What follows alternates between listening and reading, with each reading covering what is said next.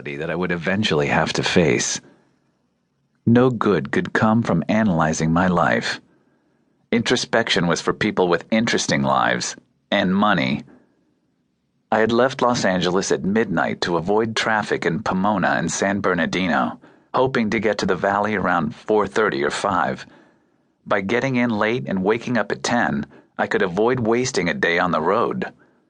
In the middle of the night on the freeway, it was Kenworth's, Peterbilt's, Mac's, and my piece of shit Mazda. I'd been making good time when I pulled into the parking lot of the Wheel Inn in Cabazon, just west of Palm Springs. I needed coffee and something to eat, and the Wheel was eternally open. The food was standard diner fare, but the giant dinosaurs that loomed over the parking lot offered a pleasant wave of nostalgia. Come on, they're giant dinosaurs. I grabbed a seat at the counter, not bothering to look at the menu.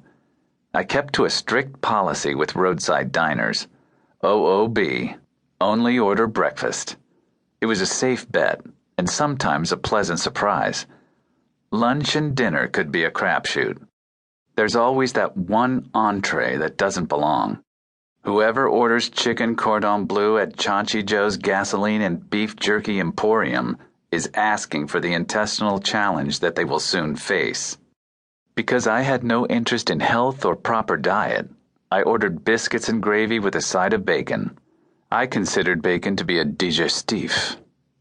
I wasn't in the habit of chatting with waitresses, so my refueling was unremarkable.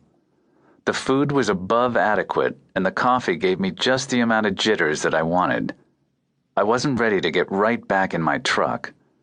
The gift shop in the belly of the Brontosaurus was closed, so I walked underneath the Tyrannosaurus, running my hand along the cracked plaster and having a smoke before I got back on the road. From far away, those dinosaurs were roadside behemoths, but up close they were nothing more than shoddy construction, chipping paint, and exposed chicken wire. To be crystal clear, I'm not saying that when we look at monsters up close, we find that they are truly fragile.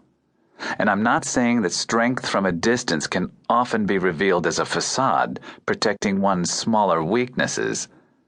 What I'm saying is that those dinosaurs needed some spackle. Simplistic metaphors are for people who take fortune cookies to heart, need something to say at their book club, and believe that love conquers all. Things are never more than exactly what they seem. We all could use a little spackle. Another half hour on the 10, then I turned off at Indio and headed south on the 86 toward the Imperial Valley. I couldn't see it, but I knew the Salton Sea was just outside my driver's side window. In the daytime, the Salton Sea could be beautiful, the cloudless blue sky mirrored on its reflective surface. But at night, without the visuals to distract, all I got was the combined smell of rotting fish and some polysyllabic disease that somehow made its way into my truck through the closed window. I lit a cigarette just to freshen the air. I passed a birdshot-riddled sign. You are now entering Imperial County. The Imperial Valley was as far south and as far east as you can go in California, on the border of Arizona and Mexico. The towns of El Centro, Imperial, Brawley, Holtville, and Calexico made up the bulk of the population on the American side of the border. On the Mexican side of an imposing steel and razor wire fence, the city of Mexicali sprawled, a metropolis of 1 million plus. Due to Mexico's proximity, a solid 3/4 of the population of the Imperial Valley was Hispanic. Spoken Spanish was far more common than English. Imperial County is the poorest county in California, with an unemployment rate over 30% and an illiteracy rate that makes rural Mississippi appear erudite. With 1/4 of the people out of work, it's not hard to imagine the crime rate. In short, it's kind of a shithole, but I mean that in the most affectionate way. I touched the back of my hand to the window, feeling the heat of the desert through the glass.